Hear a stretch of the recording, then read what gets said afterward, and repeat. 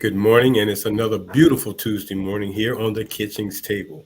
We'd like to welcome you in and hope that today's topics will be of some relevance or importance or some informational importance to you. I'm W. Earl Kitchings, the host of the Kitchings Table, and as always on Tuesday mornings, joining me as my co-host is Ronline Cannady. Good morning, Ronline. Good morning, Earl. How are you today? It's another beautiful Tuesday. Yes, it is. Okay, so being that we are just months away from what is probably going to be the most historical presidential election ever. And I know some people are probably weary of talking about this. But aside from the presidential election, let's look at the other things that are happening around Election. states and what's going on in the states from a legislative and a passage of laws based on bills that are being brought to these legislatures because so many of them get on the books. Most of us may not know when they got there, how they got there, what they're about until we fracture the law. I'm going to put it that way. I'm not going to say break the law when we fracture the law. And then once that happens, or when we're seeking something and we're told we can't do that or it's not, that can't be done. And you're like, well, when did they change that? Just 2 years ago, it was like that. It's like we have to be very conscious of the fact that states where the legislature is pretty much dominated by the Republican Party, their agenda is to really dismantle, destroy,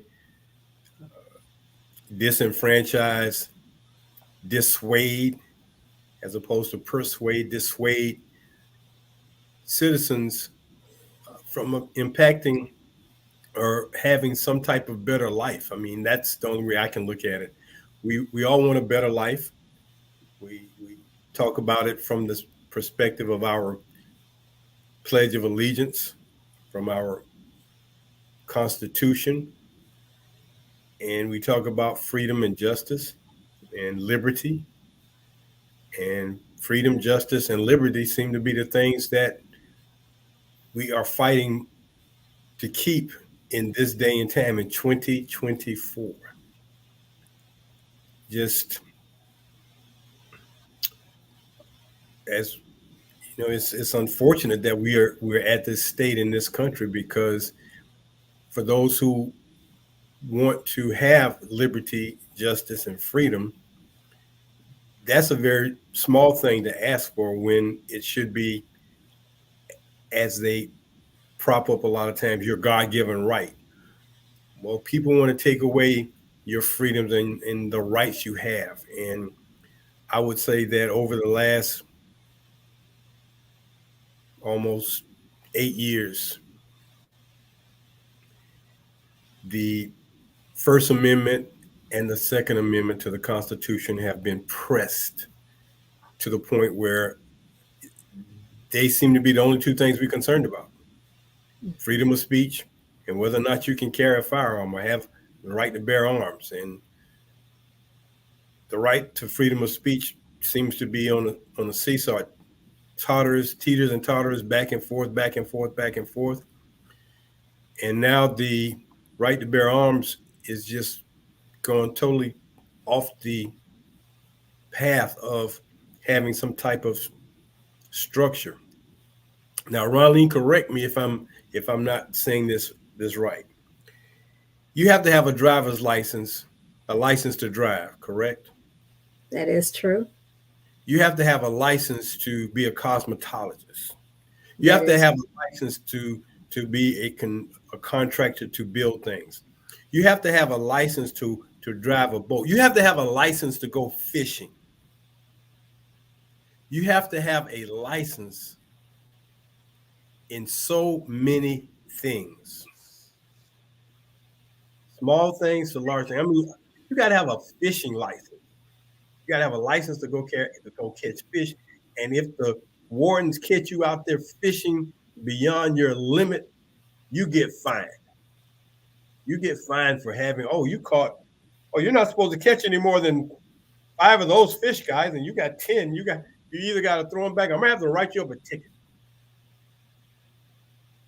for fish. However,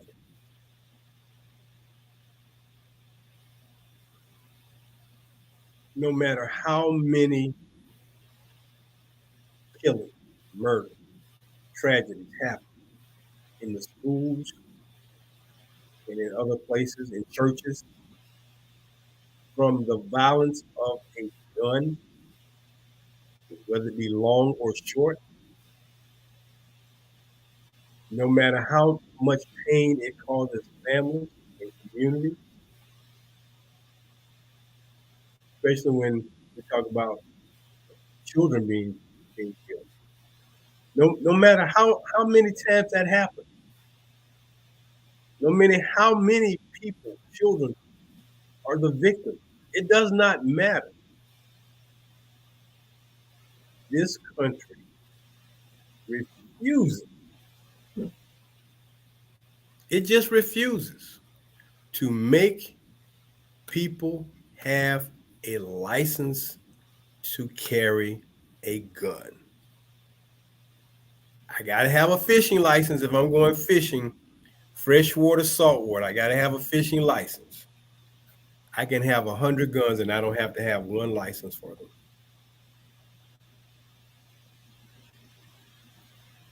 The Second Amendment does say you have the right, you have the freedom to bear arms. That freedom has been abused. It continues to be abused.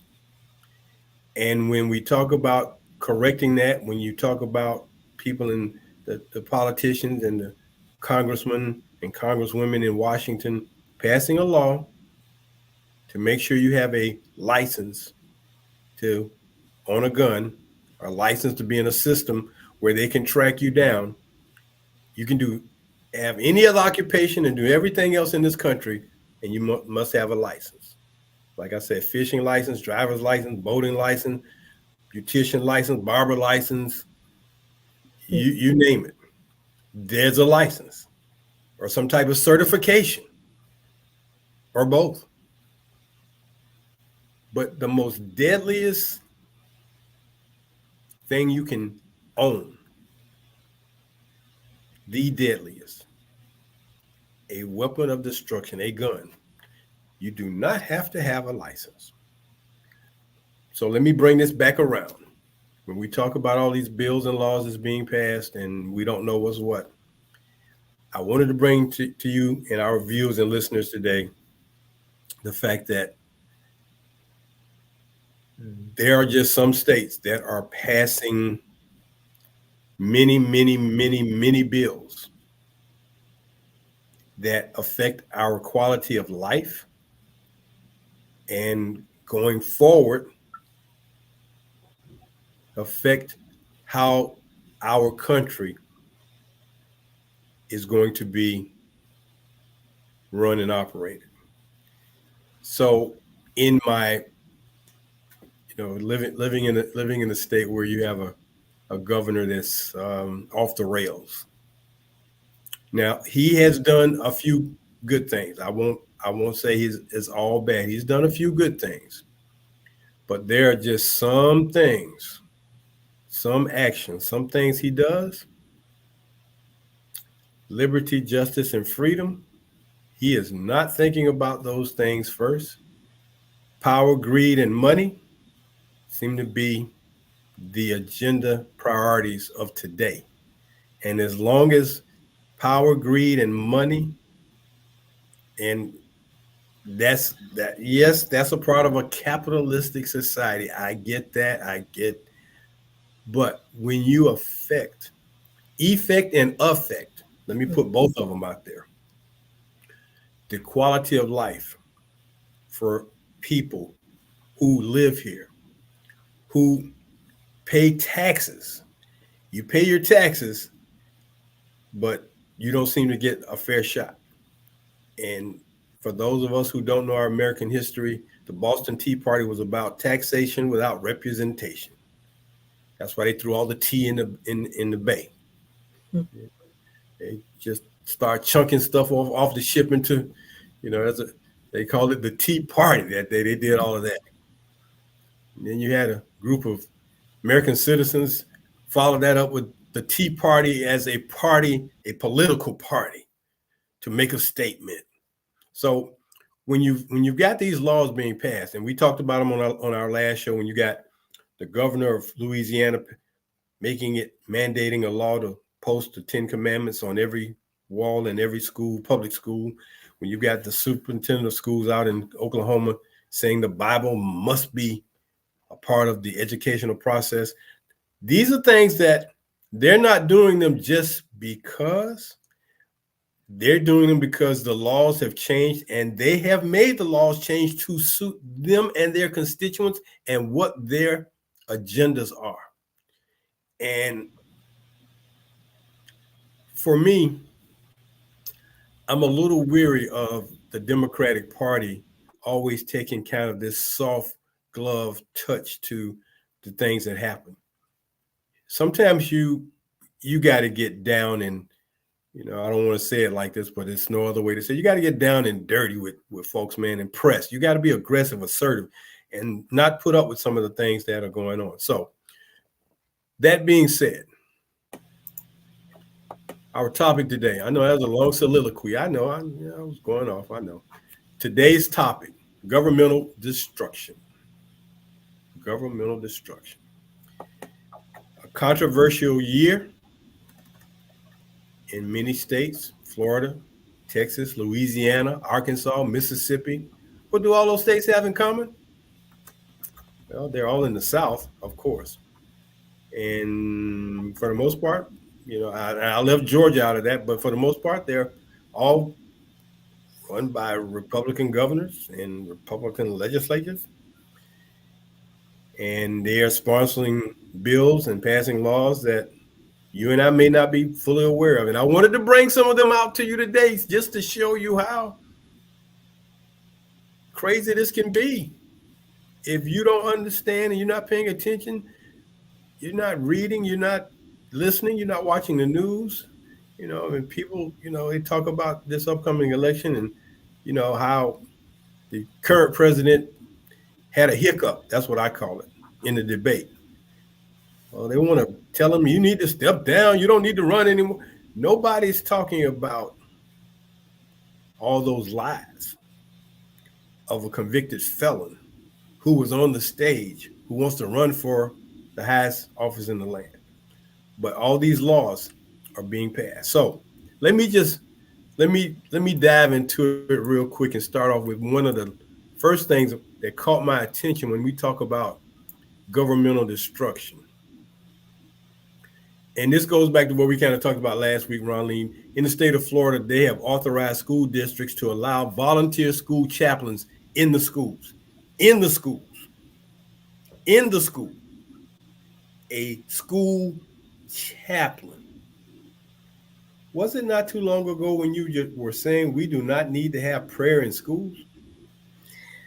Yes, that's that's what's so mind-boggling to me. It's like, okay, so we bringing God back. Okay, so let it be known that's what we're doing. And again, protect religion in your schools. But this is not that type of thing. No. And I'm so glad you're bringing this because it doesn't need to be a facade. People need to really understand what's really happening here. And as you say, follow the money, that political agenda. Wow. That yellow brick road is paved with so many green pieces of paper over and over and over again. So, school districts in the state of Florida have been authorized to allow volunteer school chaplains in the schools. Now, you'd think that would have helped those children in Uvalde, Texas, when that guy went in there and shot up the school and it took an hour for law enforcement officers to take him down. You think that would have helped? You think it's going to help, you know, and again, we have to be honest about this. Let's just be honest. The way some people relate to other people are based on their experiences. So having a school chaplain for some children they may not relate to, or some children it's like they won't relate to them. And why are we allowing that to be the case in the schools? Why do we need a school chaplain? Um, Volunteer school I mean, why?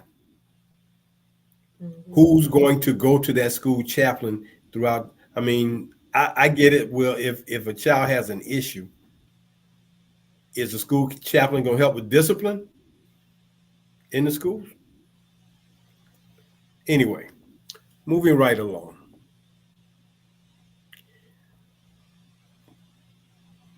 They passed a bill that restricts citizen review boards from investigating alleged wrongdoings by police officers. That will no longer be allowed. No more citizen review boards. They're going to restrict them from investigating alleged wrongdoing by police officers, which means the police department we're going to handle it internally, and that's the end of that.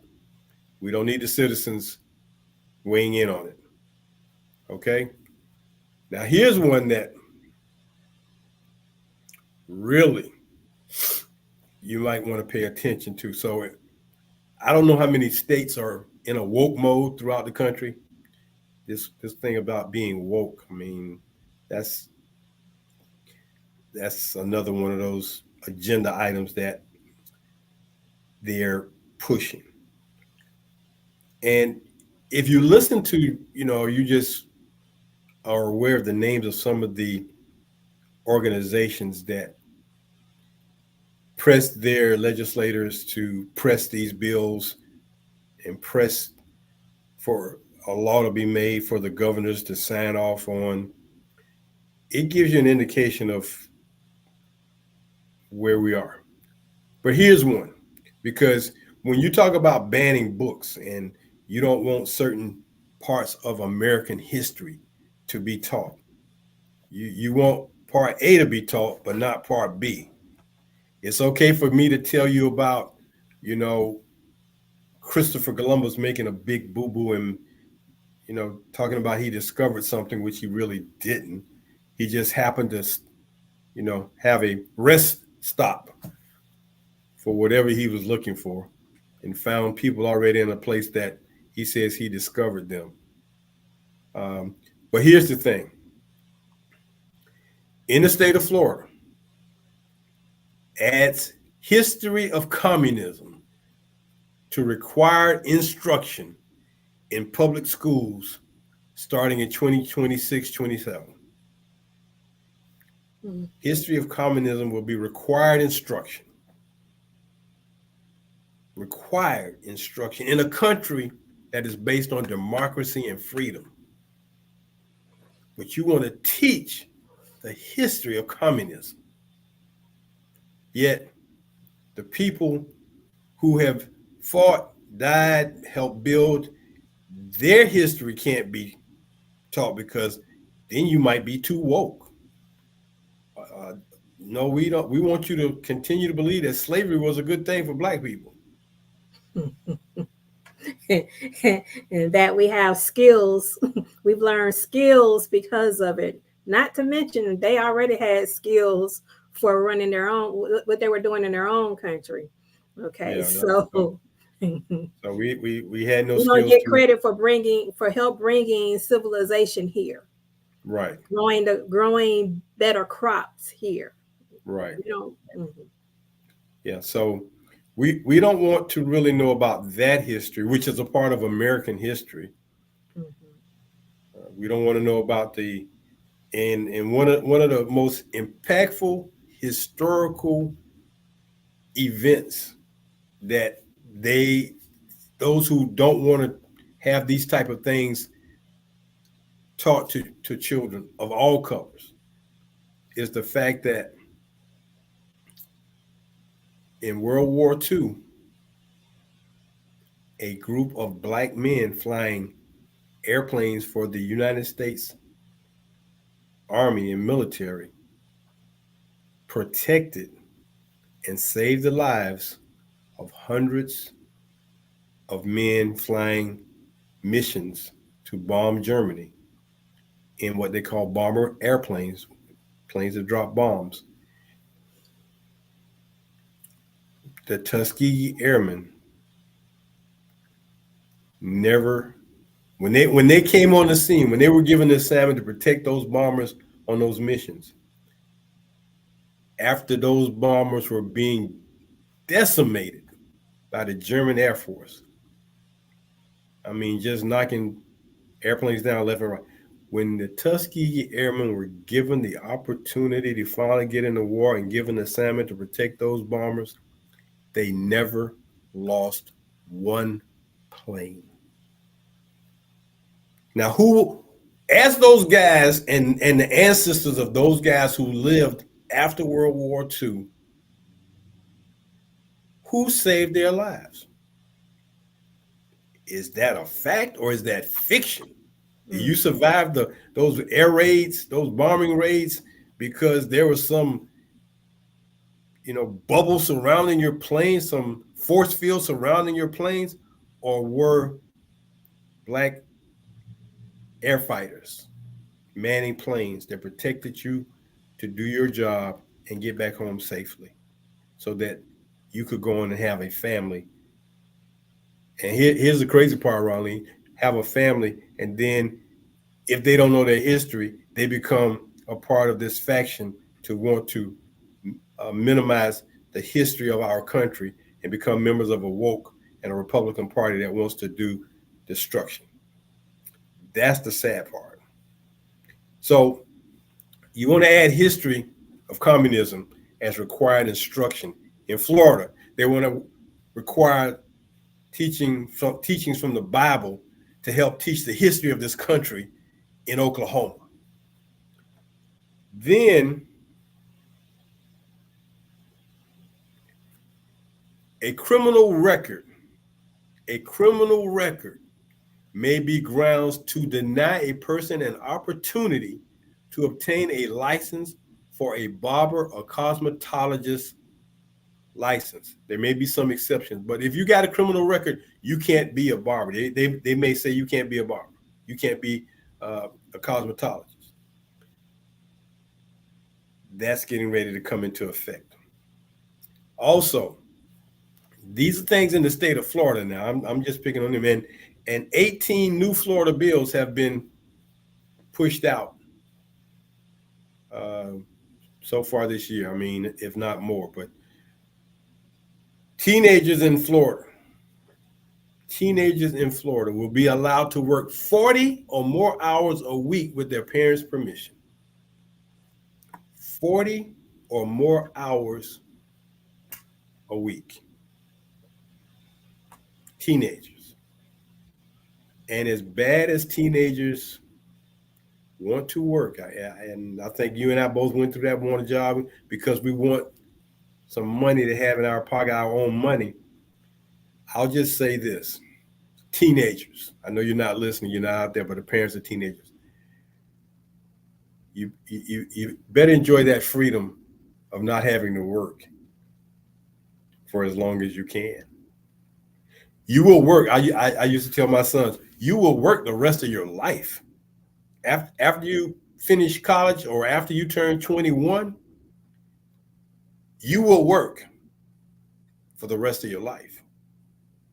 For someone, for yourself, you will work.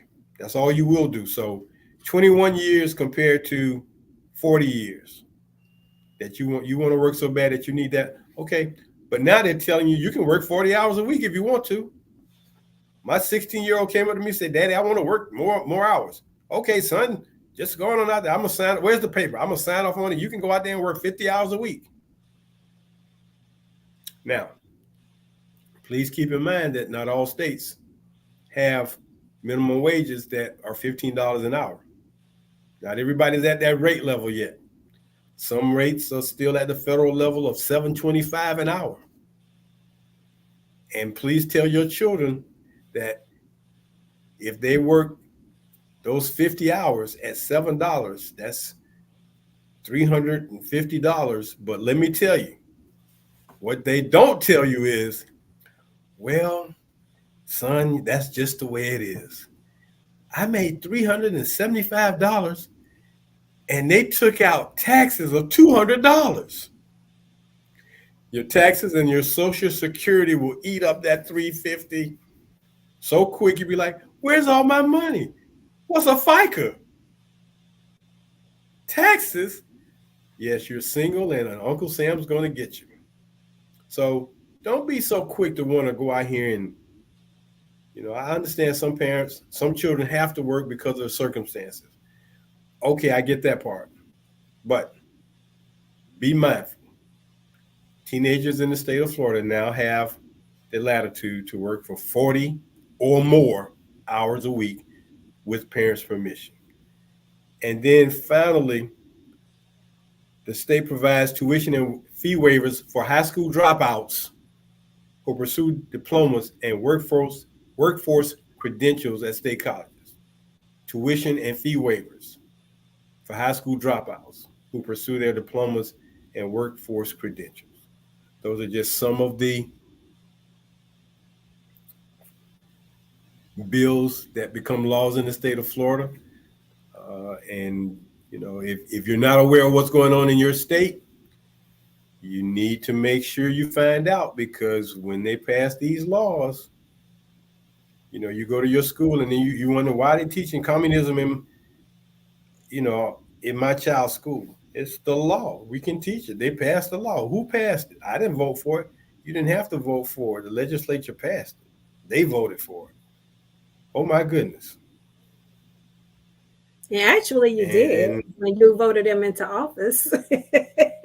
You didn't find out what their I agenda didn't vote was. them in the office. See, that's the thing. The people I voted in the office, they don't constitute enough of don't have enough numbers to move things in the direction I might want them or you might want them. It's like, in the state senate, if there are 100 state senators and 70 of them are Republicans, do the math. I mean, their bills are going to pass, and those other bills that may be put up by Democrats or independents won't be, And unless you that's get what I some mean. Everything buy-in comes by. by, yeah, that's what I Uh-huh. mean. Everything comes by a vote. So you have to vet your politicians to make sure what their agenda is and how does that agenda serve you. That's what I'm saying.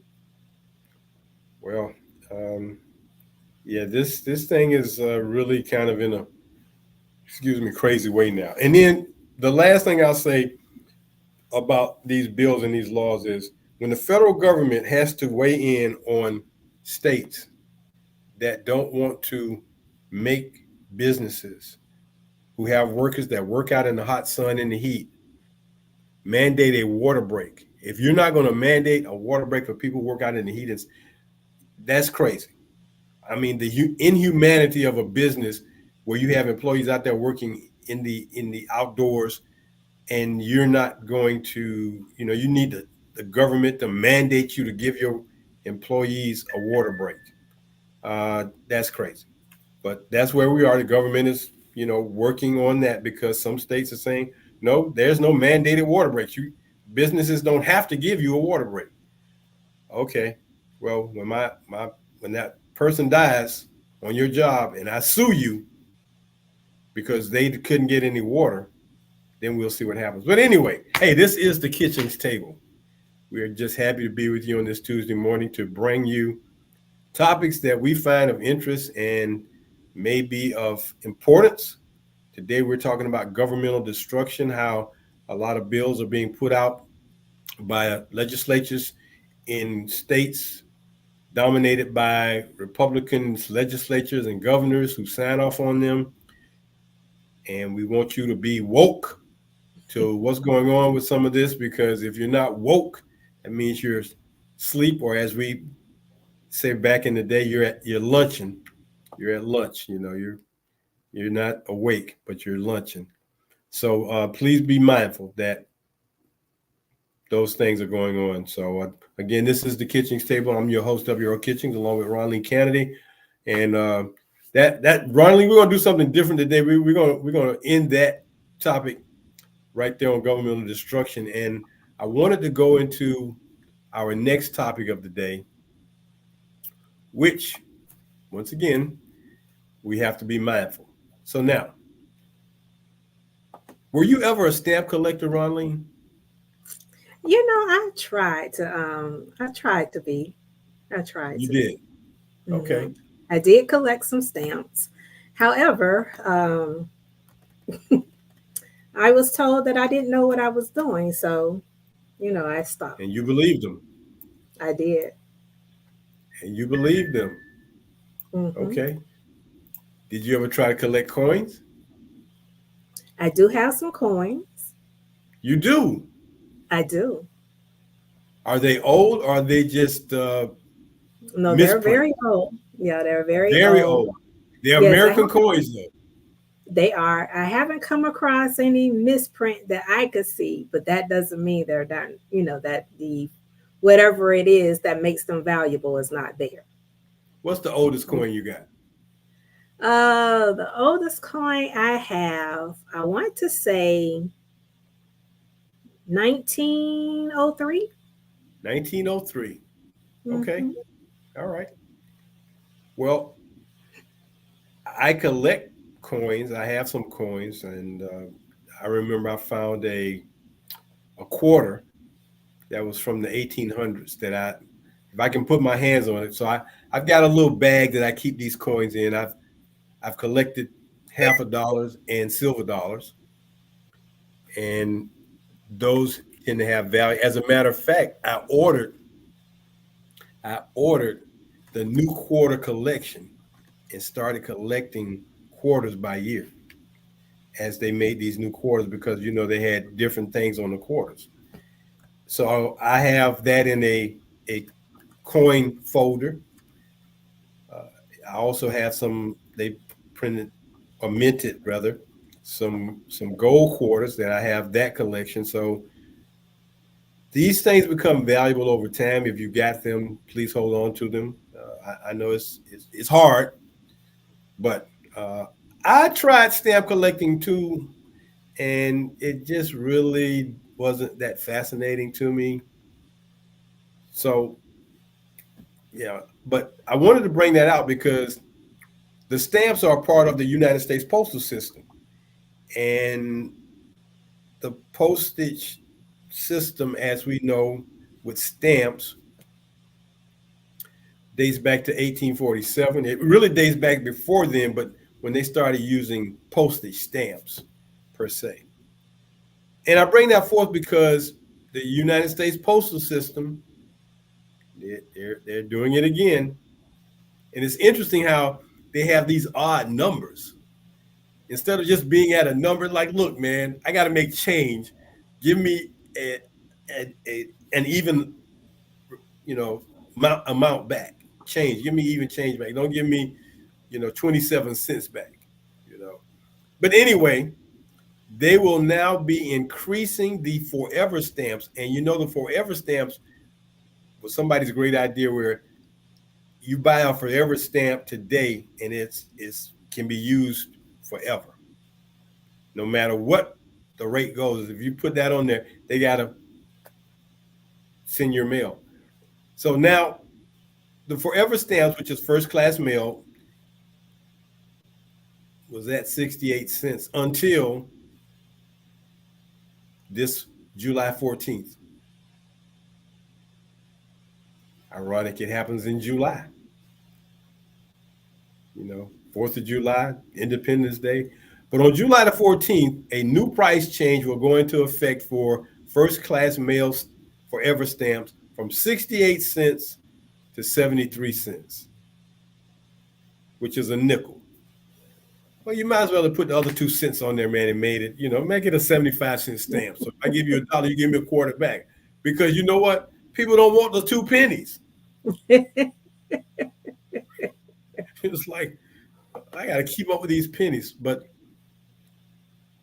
the history of the postage stamps as we deal with them, and Ronline is posting what we call our Black Heritage stamps and Forever stamps for that.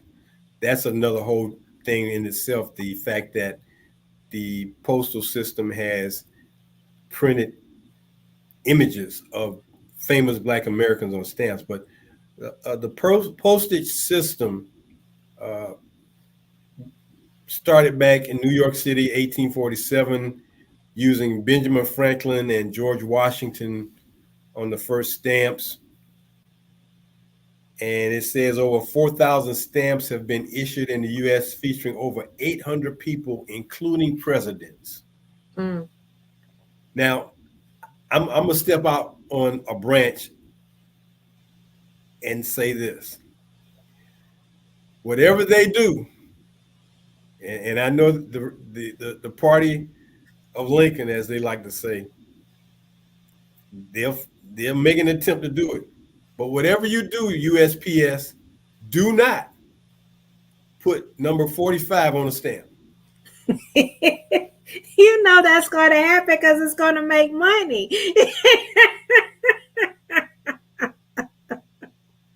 It's all about following the money. You know that's going to Do happen. not do that. That would not be a good thing. I know some people would just, oh man, they're just. But let's go back and say, well, you're putting criminals on stamps now. Is that what we're doing? We're putting criminals on stamps, and whether he gets federal jail time or not, whether he gets home arrest or home, got to serve time at home or whatever they do, he will always be a convicted felon, no matter what. That label will not be coming off. Your eraser will not be removing that label. So we're not going to start putting convicted felons on stamps. Let's start there first. Let's not say, but he was the, no, he's a convicted felon. Anyway, our postal service is getting ready to increase the stamp prices July the 14th. And then when we talk about the fact that they decided to start issuing stamps to honor African Americans or Black Americans. And the first Black person to ever be issued on a stamp in 1940 was Booker T. Washington. How appropriate. How appropriate. A man who came up in slavery and founded a college, one of the most prestigious and historical Black colleges in America, in a little rural area of Alabama, where he and Dr. George Washington Carver helped put a school on the map. And that little city helped put air fighters on the map of American history. Booker T. Washington. He was the first Black put on a stamp, and at that time, that stamp was only 10 cents. Only 10 cents. So over time, postal rates have gone up. I remember stamps when I was growing up being a nickel. I know somebody might be like, "Man, how old are you?" It's like old enough to remember that stamps were a nickel. That's how old I am. Oh, yes. Uh, and they've, from a nickel to a dime. A postcard used to be 3 cents. I think a postcard might be a quarter now. You still got to put a stamp. You buy a postcard. Well, there are two different types of postcards. There are postcards that postage is already on them, so you can buy those, and then they're just the postcards that you buy that you have to attach a stamp to them. And a postcard is just a very simple way of sending a piece of mail, writing a little short note, and that was always a very nice treat to have someone send you a postcard in the mail. You didn't get a letter, you got a postcard. I got a postcard today, and everybody can, uh, the postman can read it. That's the only other person probably who can read it, but that was something that was good. But, the fact that 4,000 stamps have been issued with people's, let me read that in 4,000 stamps have been issued over time, 4,000 stamps. And from starting with a penny and going all the way up to what will now be 73 cents since 1847. And of course, the post office says it helps to offset some of their expenses. They also, charge you for shipping packages. So unlike Federal Express and UPS, they don't get those type of rates, although their next day and overnight rates are competitive. It's always interesting when I have to ship something or mail something. They give you all these options of how you want to send it. Federal Express and UPS don't give you any options. It's like you want to send it overnight, you want to send it ground, but you're not going to have that option of sending it by snail mail, and it's going to take a few more days to get there. No, they streamlined that thing very well. And when FedEx came on the scene, man, overnight delivery became a thing. Your package will be there tomorrow. We guarantee it. And that system of delivering packages is a phenomenal thing. You mail it at, I think the close of business is like 7 o'clock. And if you want it there by 10 o'clock the next morning, they guarantee you it'll be there. So you got to think about, man, that plane is not making many stops. It makes the stops, it takes off that cargo, they sort it, put it on those trucks, and boom, voila, there it is. Your package is there. But when we talk about the fact of the Black Heritage Stamp, and I wanted to just touch on that. So Booker T. Washington was the first. Then they had uh, the 13th Amendment stamp that came out in 1940. It was only 3 cents. For a while, it was only 3 cents. So Booker T. Washington stamp was pretty, that's a collectible. I wonder what the value of that stamp is now if you had that stamp. It cost you 10 cents then. If you said it's valued at $10, I mean, that's a 10,000% increase. Dr. George, see, now check this out. Booker T. Washington was the first black person on the stamp. The next black person on the stamp, Ronline, Dr. George Washington Carver. The irony of those two men being on the first stamps, followed by Frederick Douglass. So those three men were the first three black people to ever be put on a United States postage stamp. I'm just putting that out there. I would suggest to our listeners and viewers that if you just want to do a historical timeline and just make a game, I mean, you could do this, could be a game for your children. So and it's history at the same time. Get this list of Black heritage stamps and just look at it and just look at all the people who are on there. The next most prominent person would be Dr. Martin Luther King, and they created a 15-cent stamp of him in 1979. So 39 years later, they put another very prominent Black American on the stamp. So anyway, that's my thing today. Governmental destruction to the United States postal system and postage rates and the Black Heritage Stamp. Ronline, I'm going to send it to you. I'm Well, gonna first send of it to all, you. thank you so much for doing this about the stamps. It will help me. Uh, when I one of my favorites was when they did Jesse Owens. Yes. Okay, when they did him, and then Ida B. Wells. And that's what. Well, And she my was. Ida B. Wells, Yes, she was.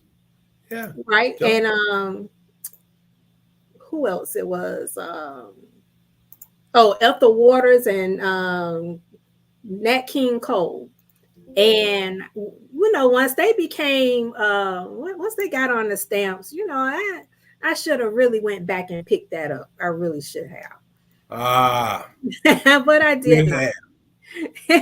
You But should I have. hmm But now that we're talking about it today, I will definitely yeah, I would definitely go back and look at that. That's worth a second look. All right. So today, our Black History Acknowledgement today is Dr.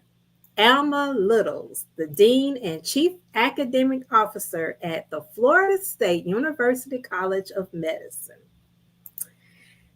My, when I started looking at her, my heart just um a lot of things that women have done in surgeon, as a neurosurgeon, and all of those things just